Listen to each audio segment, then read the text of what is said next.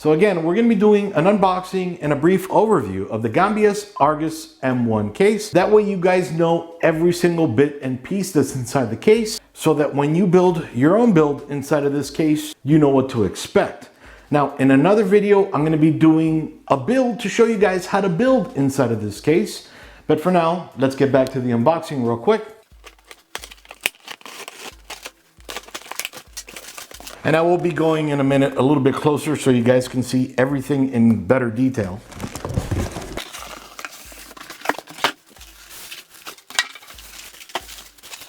Putting everything aside for now. All right, so here we have the case itself. Now I'm going to bring you a little bit closer and I'm going to talk you through all the bits and pieces inside of it. All right, so here we have the side of the case. As you can see up here, tempered glass, handle with care. Definitely glass. Coming around the back, and I'll open it up in a second, but coming around the back, we can see the rear 120mm grill. It does not come with a fan back here. We can see 7 PCI slots right down here. Then the power supply down here. On the rear side, well, it's just blank. Then we can see some vents right over here for the fans that would go up in the front, and then those same vents right over here.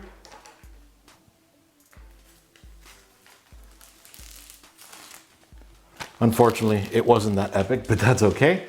We can see the Gamdias right up here, and then right along the front we can see a USB 3.0 and 2 USB 2.0 ports, as well as the headphone and the microphone jack, the LED indicator and the power light or power LED. This would be the reset button. All right, so let me take you along the top.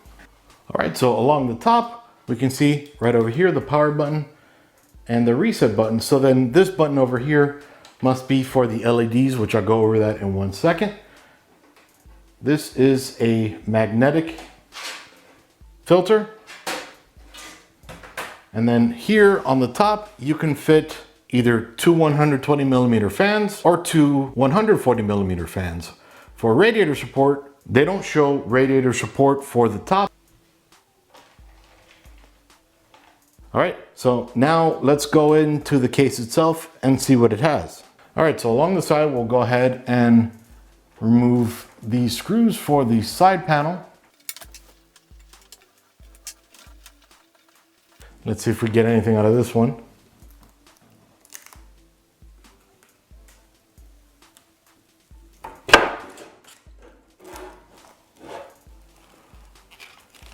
Sadly, no epic sound. And then we'll do it to the other side as well. All right, so this is also tempered glass. Just going to set that aside for now. And then right over here, they have a bag with all the screws and even a PC speaker, which is nice. So let me go ahead and show you guys what's in there. All right, so it comes with 2 additional slot covers in case you lose one back here. Now, it is a bit odd. You'll notice these have the slits, then these have the holes.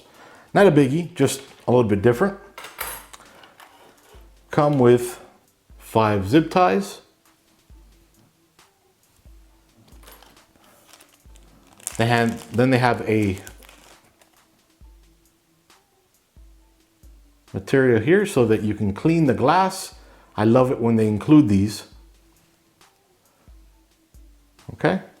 And then they have a bunch of screws and something that you're seeing a lot less lately. So a bunch of screws. Then they also include a PC speaker. Now, the more affordable boards don't include a PC speaker, so that way you can't hear the post, or if you're having an error, you can't hear the error beeps and what they mean. This is very important, so keep this aside, make sure you don't lose it. Maybe actually, if your board doesn't already have one, just plug this in and leave it there. It's, you know, not very gaudy or anything, except for that red, but you get it. Then they have a bunch of these screws. Let me sort them out for you real quick. Okay, so this is the assortment of screws they have included. I'm not going to go over them right now, but as I do the build video, I'm going to go over that in a little bit more detail. So let's see what's inside the case. All right, so coming back to the case, we can see the motherboard compatibility. It will support eATX, ATX, micro ATX, and mini ITX. It looks like it already comes with standoffs for ATX motherboards, but again, they do include 3 additional standoffs so that you can put whatever motherboard you have. And of course, these are removable as well. Now, the material of this case is steel, ABS, and tempered glass, as you can see for the side panels. So then another thing we can see right over here, which you don't see very often, especially with a case that has a power supply shroud, is a cutout so that you can see your power supply sticker. This is great because I help a lot of you guys when you come with questions. And you know, if they're power related, I might ask you who makes and what model of power supply you have. Makes it easy right there. You don't have to pull your power supply out. So that's a great little feature there. Now, the case does offer higher than usual feet, giving your power supply a little bit more room to breathe down here, as well as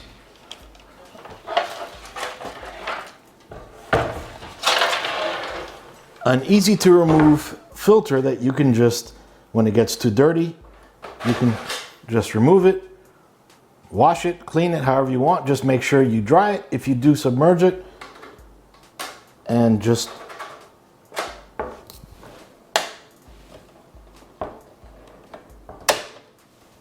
pop it back in. Okay, then along the front here, we can see it does not include any fans over here, doesn't include any fans along the top, and does not include any fans along the back. Now that's good and bad. It's a budget case, so they want to remove everything they can to keep it more cost effective. And mostly when people build their own machines, a lot of times they don't want to use the fans that come inside of these cases. They want to use their own. But then there's the opposite side that likes to use what the case brings. So good and bad. So I'm going to go ahead and take you guys along the back. So rather than having these type of screws holding the side panel together, they have thumb screws back here. And these easily come off with your fingertips. You don't need to unscrew them. Just slides right out. All right, so then here we can see the cable for the front I/O. Right over here, this is for HD audio, USB, USB 3.0. Then they have over here an ARGB header, along with a 3-pin. Okay, then they have along over here 2 SATA power connections.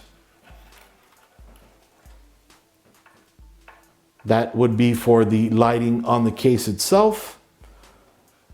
And then, like every PC case would have, you have the headers for HDD LED, power at LED or LED, and power switch.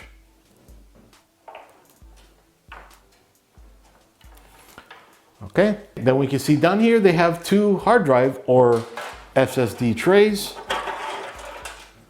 See that right here.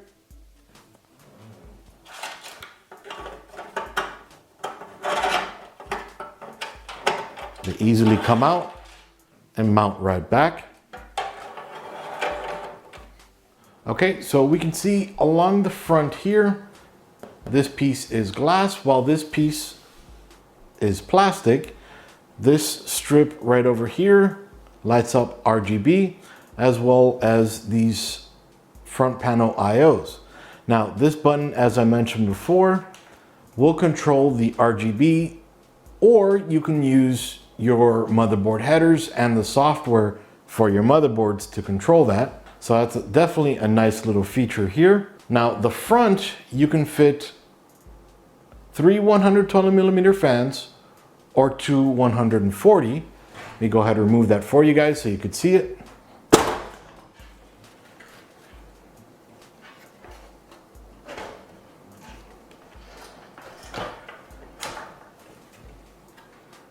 All right, so we can see 1, 2, 3 right over here, 3 120s or 2 140s. Now the front will support a 360 or 280 millimeter radiator, while the back will support a 120 millimeter radiator. Okay, and then we can see right over here where the LED comes and that cable right over here. So I'm definitely excited to put this together.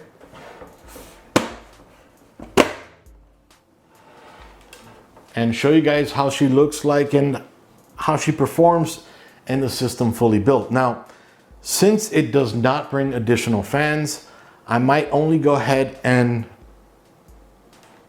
attach the rear 120 or 140 millimeter fan. I'm not exactly sure just yet, but again, you will see me build a complete system inside of this case. Again, the Gamdias Argus M1.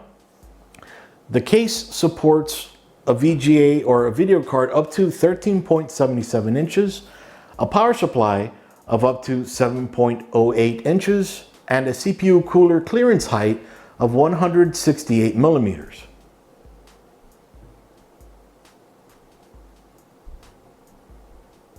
So you will see a lot more from me on this coming soon.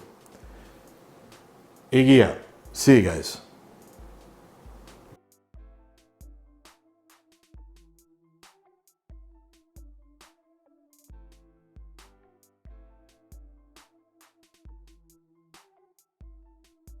Disclaimer, this product was provided to the author to do a review. All opinions are 100% authors and authors alone. For more information, visit bit.ly/dbdisclose. To have your product or brand showcased on Dragon Blogger, visit bit.ly/reviewmyproduct.